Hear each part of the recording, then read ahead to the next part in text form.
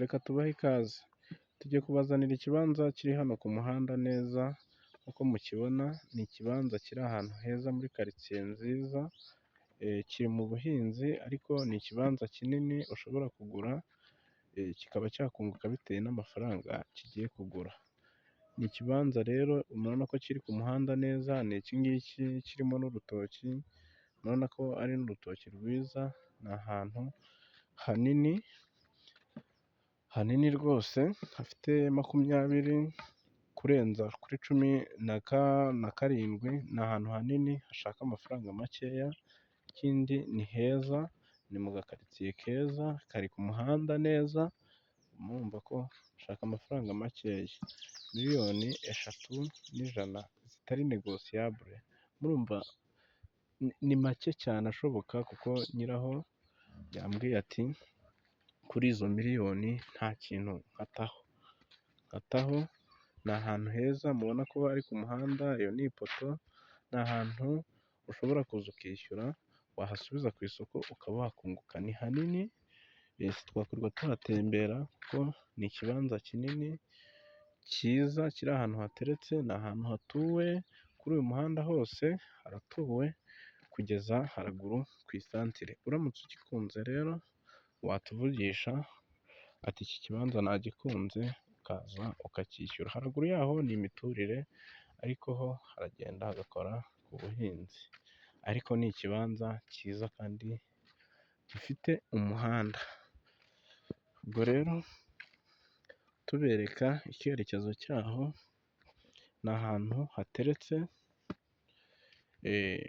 hanini, ikibanza rwose kiri ku muhanda neza, kiwukoraho, muzi ko nkunda kubaha udushuwadiro, aka nako ni agashuwadiro ushobora kuza ukishyura 3,000,000 bakaguha kino kibanza kingana gutya.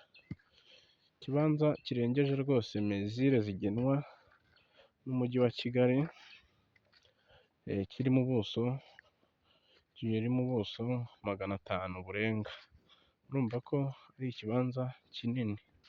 Ni ahantu rero ushobora kuza ukishyura ibintu bikagenda neza cyane, ni aho hepfo, ni ahantu heza hameze fureshi, buri wese yakwishimira kuza kuhagura kuko harunguka cyane.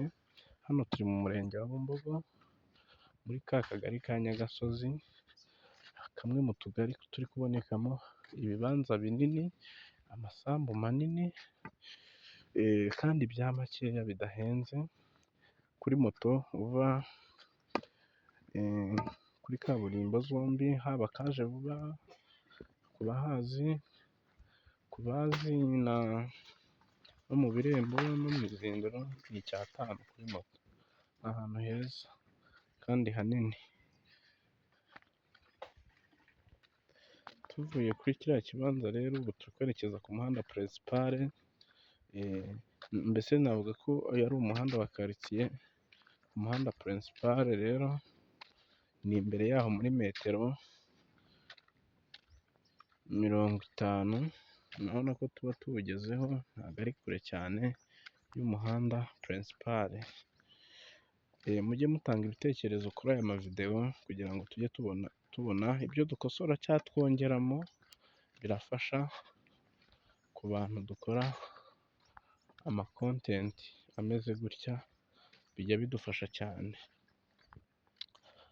Aha rero murabona ko tugeze ku muhanda puresipale, ni ahantu hateretse, ni ahantu heza ushobora kuza ukaguramo ubutaka, ibintu bikagenda neza cyane. Imari mba mfite ziba zihagaze amafaranga makeya, ziba ari iza makeya, aba ari amashuwadiro y'amafaranga make cyane.